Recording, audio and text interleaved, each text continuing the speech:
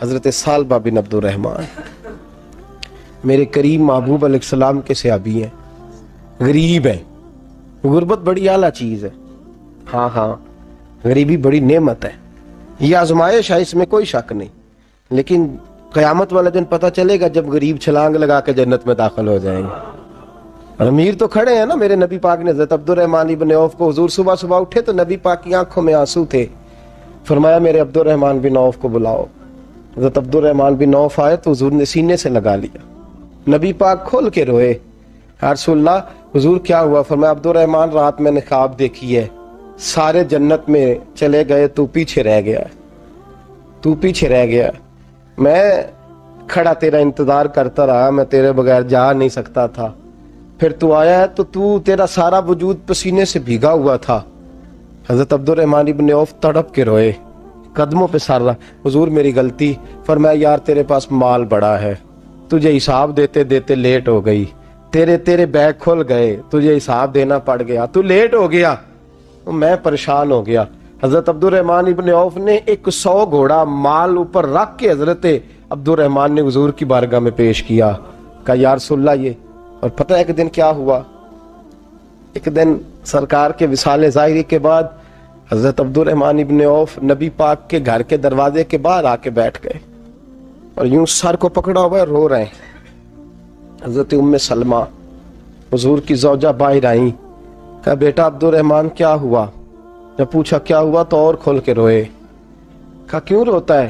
کہا اماں جی جب تک میرے محبوب حیات ظاہری میں تھے مجھے بتاتے تھے یہ مال نہ کما، یہ کم، میں حضور سے بات کرتا تھا تو حضور روک دیتے تھے، اب مجھے ظاہراً بتانے والا کوئی نہیں، مال کے ڈھیر لگ گئے ہیں، آج حساب کرنے بیٹھا ہوں تو حساب نہیں ہو رہا، سوچتا ہوں اگر میں پھنس گیا تو مجھے کون اس سے بچائے گا؟ آپ محبوب کی زوجہ ہیں، میری ماں ہے، میں آپ کے پاس آیا ہوں، اماں جی مجھے بتائیں میں کیا کروں؟ تو حضرت ام سلمہ بھی رو پڑی، کہنے لگے محبوب تھے، میں کہاں ان کی ترجمانی کر سکتی ہوں، میں نبی پاک کی ترجمانی کیسے کروں؟ کہا اماں جی خدا واسطے مجھے کوئی حکم دے دیں، مجھے لگتا ہے عبد الرحمن برباد ہو جائے گا، ہلاک ہو جائے گا، خدا را مجھے کچھ بتا دیں، اتنا سارا مال ہے میں کہاں اس کا حساب دوں گا، مہربانی فرمائیں، یہ تجارتیں میرے گلے پڑ رہی ہیں۔ حضرت ام سلمہ کی جب منت کی تو فرمانے لگی جا بیٹے آدھا خیرات کر دے۔ کتنا؟ 2.5% نہیں، کتنے فیصد ہے؟ 50%، 50%۔ حضرت عبد الرحمن ابن عوف گئے اور 50% خیرات کر کے کہنے لگے اماں میں نے 50% دے دیے، میں بچ جاؤں گا نا، میں بچ جاؤں گا، میں دے آیا ہوں آدھا۔ تو حضرت ام سلمہ فرمانے لگی میں نبی پاک کی بارگاہ میں سفارش کروں گی تیری، اور نبی پاک اللہ کی بارگاہ میں سفارش کرے صلی اللہ علیہ وسلم۔ حضرت سالبہ بن عبد الرحمن، حضور دعا کر دیں، غریبی ہے، میرے نبی پاک نے فرمایا تجھی اس حال میں ہے بہتر ہے، کرتے ہیں حضور نہیں دعا کر دیں، فرمایا تجھی اس حال میں ہے، تیسری دفعہ پھر آ گئے، حضور نے دعا کر دی، 4 بکریاں تھیں، چند مہینے گزرے، کچھ تجارت شروع کی، چھوٹے موٹا لین دین شروع کیا تو 40 ہو گئیں، کچھ وقت اور گزرا تو ریوڑ بن گیا، پھر گائیں بھی آ گئیں، پھر اونٹ بھی آ گئے، پھر لائنیں لگ گئی، پھر ہر وقت حضور کے قریب بیٹھنے کو دل کرتا تھا، اب لین دین کے معاملات تھے، اب ذرا طبیعت تھوڑی پیچھے ہٹنے لگی، تھوڑا دل پیچھے ہٹنے لگا، پہلے 5 نمازیں مسجد میں، پھر زور اثر کی چھٹی، میری طرف دیکھو اور دیکھو میں کیا عرض کر رہا ہوں، پھر زور اثر گئی، پھر کچھ وقت گزرا تو مغرب بھی گئی، پھر اتنی بڑی حویلی کوئی نہیں، پھر باہر جا کے مدینے سے ڈیرا لگا لیا، جمعے کے جمعے آتے، زکوٰۃ کا حکم آ گیا 2 ہجری میں، حضرت ابو ہریرہ رضی اللہ تعالیٰ عنہ امیر زکوٰۃ مقرر ہوئے، 5 اونٹوں پر 1 بکری، یہ زکوٰۃ ٹھہری۔ اب جب گئے نا اونٹ گنے اور بکریاں گننے لگے، اوہو 1 کروڑ پہ 2.5 لاکھ، کس نے دیا تھا؟ دعا کس نے فرمائی؟ اوہو اتنا، میرے پیسے بینک سے میسج آ جائے گا اتنے کم ہو گئے، اوہو بڑی مصیبت بنے گی، مجھے تو خوشی ہوتی ہے جب آتے ہیں تو یہ اب یہ والا میسج بھی چلے گا کہ اتنے مائنس ہو گئے، توبہ توبہ، پریشانی لگ گئی، بڑی طبیعت، انکار نہیں کیا، کہنے لگے حضور سے جا کے عرض کرنا میں خود آؤں گا، اور جہاں محبوبیت ہو وہاں اتنے لفظ بھی بے ادبی ہیں، وہاں ٹھہر جاؤ، سوچتا ہوں، سمجھتا ہوں، غور کرتا ہوں، یہ جملے بھی وہاں توہین ہوتے ہیں۔ محبوب ہو اور وہاں انسان سوچ سمجھ کی بات کرے، وہاں انسان، بابا بلے شاہ صاحب نے کہا عقل آخ دی چگے نو سام کے رکھ، عشق آخ دے بال کے سیکنا چاہیے ہے۔ کہا جا کے کہنا میں آؤں گا۔ سب کی زکوٰۃ لے آئے، در رسول پہ آئے، حضور نے فرمایا پہلے سالبہ کی بات بتاؤ، پتہ تھا نا پہلے سال؟ حضور اس نے کہا تھا میں آؤں گا۔ حضرت ابو ہریرہ کہتے ہیں نبی پاک نے ٹھنڈی آہ بھری، آہ ٹھنڈی، فرمایا ہلاک ہو گیا۔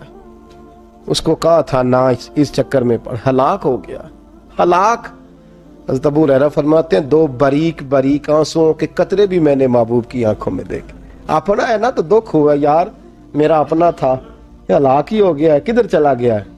ان کو بھی بعد میں خیال آیا، او ہو میں تو غریب تھا، یہ آیا کدھر سے تھا؟ میں تو غلامی رسول میں آتا گیا تو رب میری عزتیں بڑھاتا گیا، یہ میں کس چکر میں پڑ گیا؟ آئے لائنیں بکریوں کی لائے، حاضر کی، حضور وہ میں نے کہا تھا حضرت ابو ہریرہ سے میں خود آؤں گا، حضور میں خود لایا ہوں۔ فرمایا محبوب نے مجھے تو نہ بتا، میں تو سمجھتا ہوں، میں نے کہا تھا تو میں آ گیا ہوں۔ فرمایا چل اٹھا، دوڑ جا، لے جا۔ حضرت ابو ہریرہ فرماتے ہیں انکار محبوب نے سالبہ کو کیا، لیکن آنسو ابو بکر صدیق کے بھی نکل گئے۔ فرماتے ہیں درد عثمان غنی کو بھی ہونے لگا، تڑپ مولا علی بھی گئے۔ فرمایا جا لے جا، نہیں چاہیے تیرے پیسے۔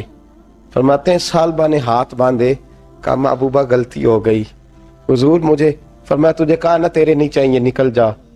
حضرت ابو ہریرہ فرماتے ہیں جب نبی پاک نے رخ پھیرا تو صحابہ کی زبانوں پہ بھی جاری ہو گیا یہ تو ہلاک ہو گیا۔ کہتے ہیں مدینے میں قحط پڑ گیا، محبوب نے فرمایا بلال تو بھی آج لا، ایک خشک چھوارا حضرت بلال کا قبول ہو گیا۔ لیکن سال با لائنیں لگی یا مال کی، فرمایا جا لے جا، تیرا قبول نہیں ہے۔ فرماتے ہیں تڑپتے رہے ساری زندگی اور مال کو دیکھ دیکھ کے آہیں بھرتے رہے، لیکن کریم نے اس تجارت کو قبول، حضرت ابو بکر صدیق کے پاس آئے، سرکار کے وصال، حضور قبول فرما لیں۔ فرمایا ساری دنیا کا قبول ہے، جس کا میرے نبی نے قبول نہیں فرمایا میں کیسے قبول کر لوں؟ حضرت عمر فاروق کے پاس آئے، فرمایا نہ تیرا قبول نہیں۔ حضرت عثمان کے زمانے میں وصال ہو گیا۔ عزیز یاد رکھ، تجارت وہ والی کر جو تجھے نجات دے، اس چکر میں نہ پڑ جا جو تجھے الجھا دے، جو تجھے الجھا دے۔ قرآن مجید کی آیت آئی اقترب للناس حسابہم وہم فی غفلۃ معرضون، لوگوں کا حساب قریب آ گیا ہے اور وہ ابھی بھی غفلت میں پڑے ہیں، ابھی بھی 2 کے 4 اور 4 کے 10 کر رہے ہیں، حساب کا وقت قریب آ گیا۔ حضرت انس آئے مسجد سے، ایک صحابی مکان بنا رہے تھے، جھونپڑی تعمیر کر رہے تھے۔ حضرت انس کو پریشان دیکھا، کہنے لگے انس خیر تو ہے، کوئی نئی آیت تو نہیں آئی؟ تو جناب انس کہنے لگے آیت تو آ گئی ہے، رب نے کہہ دیا ہے کہ حساب قریب آ گیا، تیاری کر لو۔ جھونپڑی بنا رہے ہیں، محل نہیں، جھونپڑی بنا رہے تھے، ابھی دیوار کچی مکمل نہیں ہوئی تھی، ہاتھ جھاڑ دیے صحابی نے، ادھر رخ پھیرا تو حضرت انس کہنے لگے کہاں جا رہے ہو؟ کہنے لگے بھائی میں حساب نہیں دے سکتا، میں مصطفیٰ کے پاس جا رہا ہوں، میں نے نہیں دیوار بنانی، بس بھائی میری اس دوڑ سے بس میں کوئی نہیں حساب دے سکتا، میں کمزور ہوں۔ میرے رسول کائنات صلی اللہ تعالی علیہ وسلم نے، میرے دوستو تجارت کرو لیکن اس کو عبادت سمجھ کے کرو۔ اگر تمہیں چوک وہاں دکان پہ بیٹھے خدا بھول جاتا ہے اور سودا کرتے وقت رب رسول کی باتیں تمہیں بھول جاتی ہیں، تو پھر تو تم وانتم موردون میں ہو، پھر تو تم غافل ہو۔